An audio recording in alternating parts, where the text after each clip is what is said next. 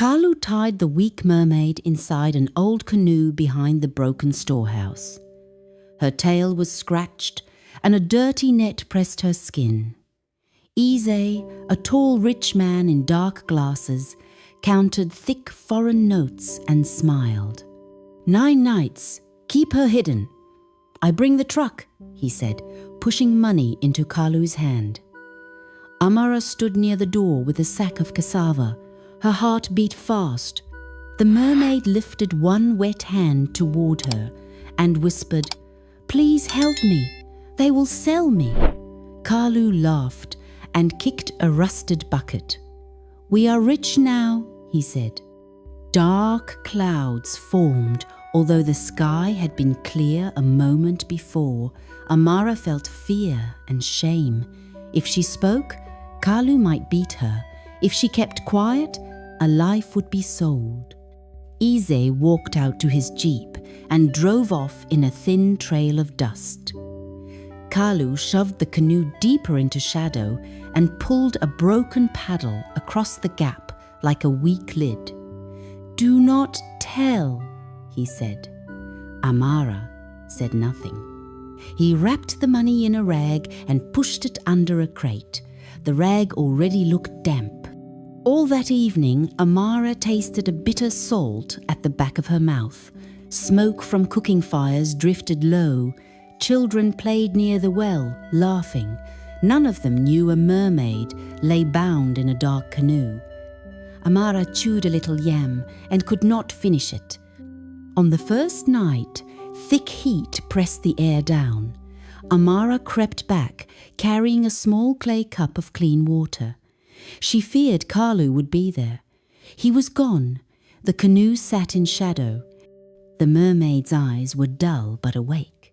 Amara slid a hand under the mermaid's head and poured water slowly past cracked lips. The mermaid let out a soft breath. Amara reached for the money bundle under the crate. It felt cold and wet. When she set it down, faint white salt lines spread on the packed earth floor. She pulled her hand back fast, wiped her fingers on her wrapper, and stared. She whispered a short prayer, gave the mermaid a little more water, and left before Kalu returned. She lay on her mat and could not sleep. Her mother's breathing was steady beside her. Amara kept seeing the thin salt lines. She wondered if the bundle leaked sea brine. Dawn finally pushed in with gull cries. The day passed slowly. She helped mend a net and shelled groundnuts. Each time she lifted her head, she feared Kalu's voice would call her a thief. She kept weighing silence against mercy. On the second night, a wide, pale moon hung over the path. Before she went to the storehouse, Amara checked the shore. Fish traps near the shallows were empty, yet farther out other fishers pulled in shining fish. A chill ran through her. At the storehouse, she found Kalu sitting on a sack, eating roasted yam. Grease shone on his fingers. "No need to come," he said. "She does not need much." "I came to check the nets," Amara answered. The mermaid's breathing sounded thin and uneven. Rope burns marked her wrists. Amara raised the cup. Kalu waved lazily, more interested in his food. Amara gave the mermaid water while he chewed. The mermaid blinked slowly.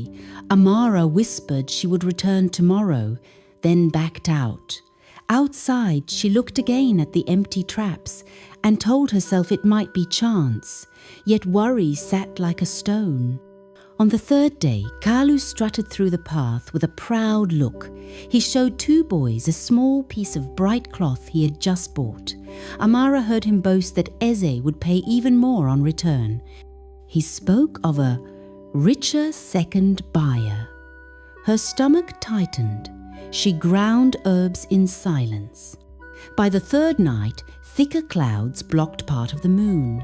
Amara slipped inside and found a folded paper tucked by the crate edge. She held it near a weak lantern. A short line said, "Feed her little." The coins near the note gave off a sour, rotten smell like old fish guts. Amara covered her nose and gagged once.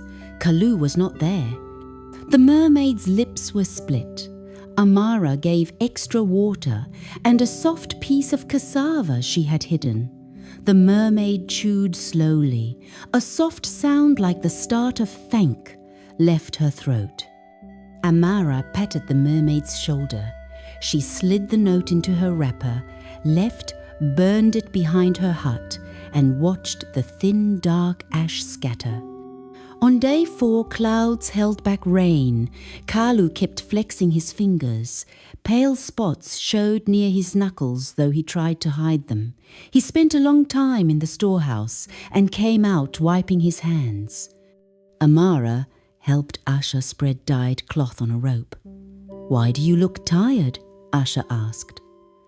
"I did not sleep well," Amara said. She told no more. By the 4th night, gusts of rough wind pushed at the door. Amara waited until late and then slipped inside. Kalu had fallen asleep against a sack, mouth open. Amara lifted the lantern low. Pale, thin scale patches dotted the backs of his hands. The edges of the money bundle showed soft green fuzz. A cold ripple passed through her. The mermaid stirred at the dim light. "Help will come," Amara whispered, though she was not sure. She gave water, dabbed the cracked wrists, and watched the tail twitch weakly. Kalu snored and scratched a scaled hand. The sound was a dry rasp. Amara set the lantern back, hurried out, and whispered that she needed courage. Day 5 dawned heavy and close. Children complained the well water tasted salty. Amara took a sip. A faint salt tang coated her tongue. Kalu cursed while checking his nets. One slipped straight out of his grip. He blew on his fingers and stared at them with fear and anger mixed. Amara thought of telling the elder, then pictured Kalu twisting the story. Fear pressed her ribs. By the 5th night, she went earlier than usual. Dark clouds muffled the moon. Ropes around the canoes stayed damp, though the air was dry. When she touched one, the cold slickness made her pull back. The mermaid's breathing rasped louder. Amara promised a better cloth on the next day. She wiped the mermaid's face and felt how cold the boards had become. Kalu arrived mid-visit and frowned. "What are you doing now?" he asked. "Checking if she died," Amara said. "Death would cheat me," Kalu snapped, shoving the canoe. He told her to leave. Her hands shook as she walked away. Short bursts of rain fell after midnight. Amara dreamed of ropes twisting like snakes. She woke with sweat on her forehead and a taste of wet salt in the air. Dawn crawled in slow. Day 6, the wind shifted east. Some boats returned early. Men said the current felt strange. Kalu rubbed his hands again and again.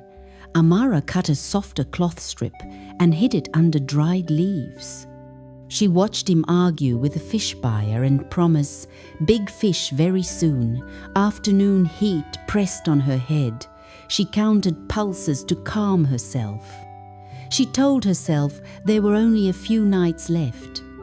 By the 6th night, the dark lay still and thick. Amara slipped in with the soft cloth. A low humming seeped from the canoe boards and into the floor. Coin corners near the crate crumbled into warm sand grains. Kalu was gone.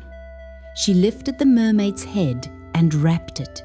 The mermaid's eyes opened and closed slowly. Amara whispered comfort, though her own voice shook. She poured water and added a small piece of cassava. The mermaid swallowed and let out a thin hum. The humming merged with the board sound until the air seemed to breathe. Amara carried a few sand grains outside. In the night air they cooled and looked plain.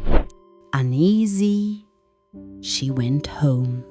Day 7 dawn light was grey and washed. The tide line set higher than normal. By afternoon, water touched the storehouse step. Kalu cursed and dragged old boards to form a path. Villagers muttered about an odd tide. Amara kept silent and listened. Later, she saw small shells near the path, forming a rough eye shape. No child stood near them. No one claimed them. A pulse of dread moved through her arms. By the 7th night, water lapped against the threshold. Amara waded ankle deep inside. The lantern flickered on damp walls. Kalu sat sharpening a knife with tense, short strokes. Scales ringed his fingers like pale bands. When she stared, he turned his hands away. "Easy will come early," he said.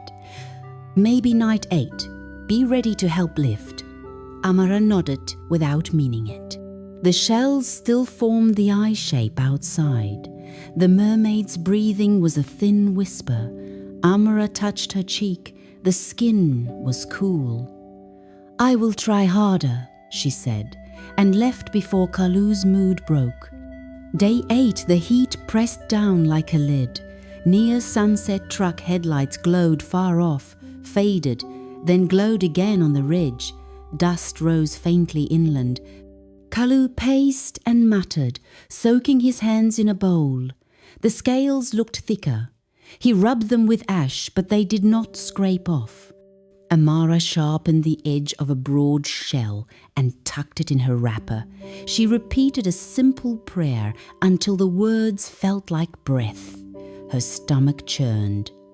By the 8th night, Kalu circled outside. When he turned toward the road, Amara slipped through the doorway. The mermaid's eyes opened weakly.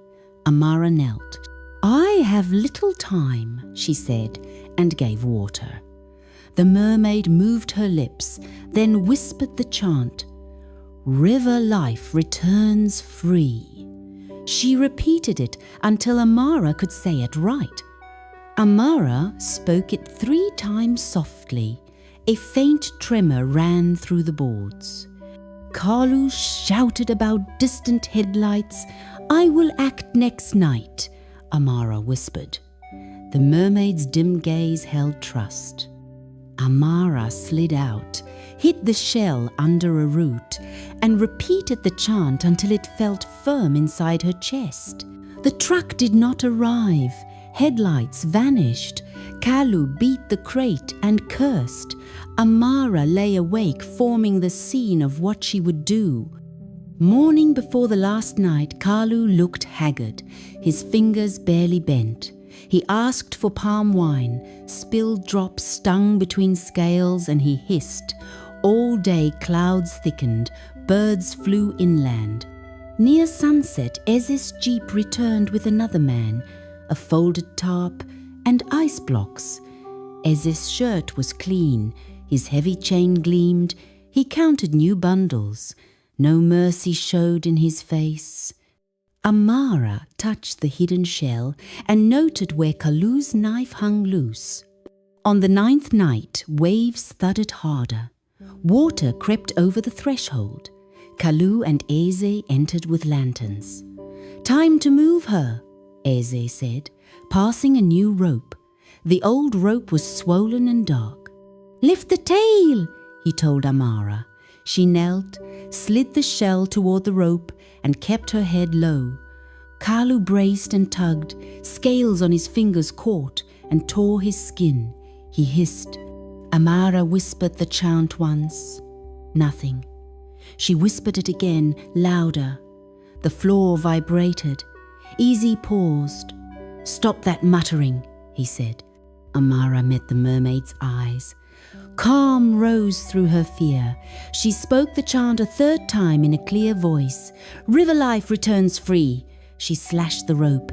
Fibers parted. A deep rushing sound answered below. Cold water burst through cracks and flooded their feet. Money bundles in Kalu's pocket dissolved into wet sand. Eze shouted and grabbed for the canoe. It lifted on a hard surge and slid forward. Kalu tried to hold it. His scaled hands slipped and split. He screamed and let go. Amara pushed while repeating the chant. A narrow water path formed through the doorway. Outside, the canoe rode the rushing sheet.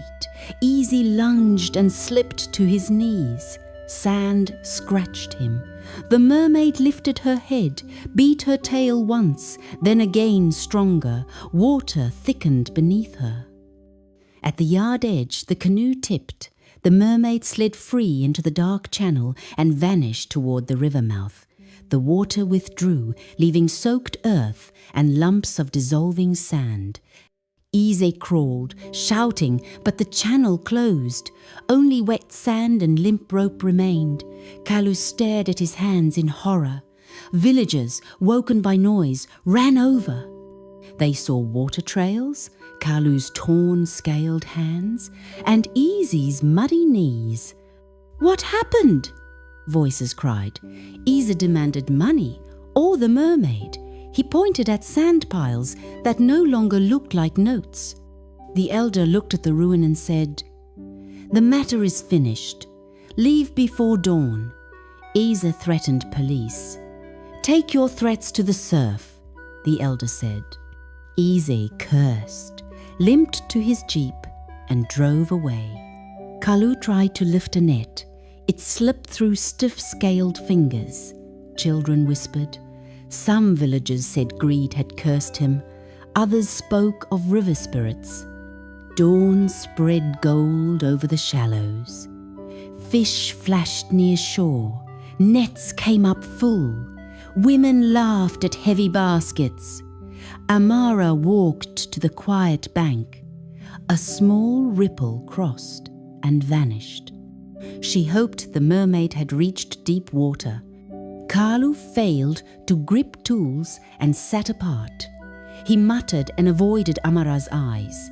Amara carried water to her mother and felt lighter. She told no one about the chant.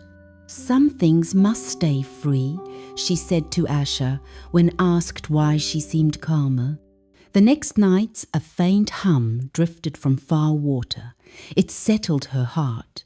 She kept the dull shell in a pouch. It marked the night she chose. When children asked about the flood, she said, "Water listens when a life is bound." They repeated it like a proverb and ran off. One afternoon, Kalu dropped a knife and could not bend to pick it up. Amara lifted it and handed it to him. He gave a stiff nod, eyes showing brief shame.